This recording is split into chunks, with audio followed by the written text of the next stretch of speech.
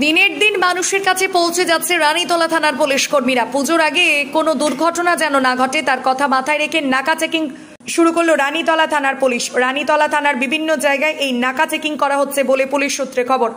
একদিকে কোনো অন্যায়কে যেমন আপোষ করছে না রানীতলা থানার পুলিশ, অন্যদিকে সাধারণ মানুষ ও গাড়ি চালকদের সতর্ক করে চলেছে রানীতলা থানার পুলিশ। ঠিক তেমনি আজ রাতকে অপেক্ষা করে রানীতলা থানার ভারপ্রাপ্ত আধিকারিক মোহাম্মদ খুরশিদ আলম ও তার পুলিশ টিম গাড়ি চালকদের সতর্ক করে চলেছে এবং পাশাপাশি পুজোতে কোনো অপ্রীতিকর ঘটনা যেন না ঘটে সেই ভাবনা চিন্তা মাথায় রেখে রাস্তায় নামলো রানীতলা থানার পুলিশ। ফোনে রয়েছে আমাদের প্রতিনিধি ইব্রাহিম শেখ, তার কাছ থেকে বিস্তারিত জানাবো। ইব্রাহিম, বিস্তারিত জানাও। হ্যাঁ, দেখো ঋতু, যেটা হচ্ছে যে মুর্শিদাবাদ জেলার রানীতলা থানা এলাকার বিভিন্ন এলাকা কিন্তু আজ কিন্তু নাকা চেকিং করলো। ঠিক এমনই কিন্তু ছবি কিন্তু উঠে এলো। জানা যায় আগামীকাল থেকেই কিন্তু শুরু হচ্ছে দুর্গাপুজো, আর এই পুজোতে যেন কোনো রকম দুর্ঘটনা যেন না ঘটে সেই কথা মাথায় রেখে কিন্তু এই নাকা চেকিংয়ের আয়োজন করা হয়। প্রতিটা এলাকায় কিন্তু নাকা চেকিং করা হয় রানীতলা থানার পক্ষ থেকে।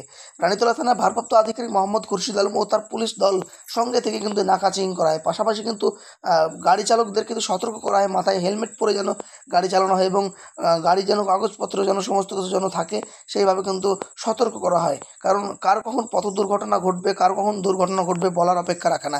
সেই কারণে কিন্তু রানীতলা থানার পুলিশ কিন্তু মানুষকে সবসময় সচেতন করে চলেছে। এমনই কিন্তু চিত্র আবারও কিন্তু পুনরায় দেখা গেল।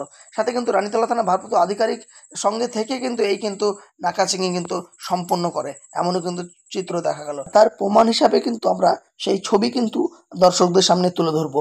দেখুন সেই ছবি।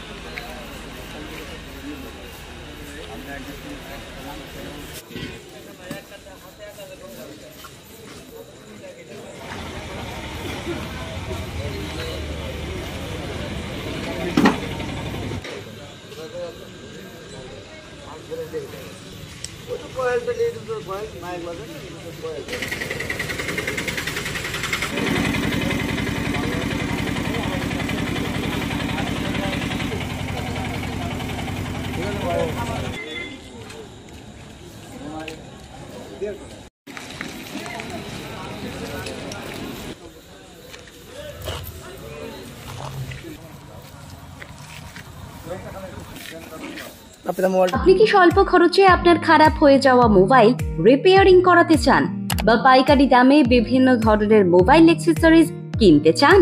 তাহলে আজই চলে আসুন আপনাদের এলাকার সুপরিচিত দোকান SK টেলিকমে।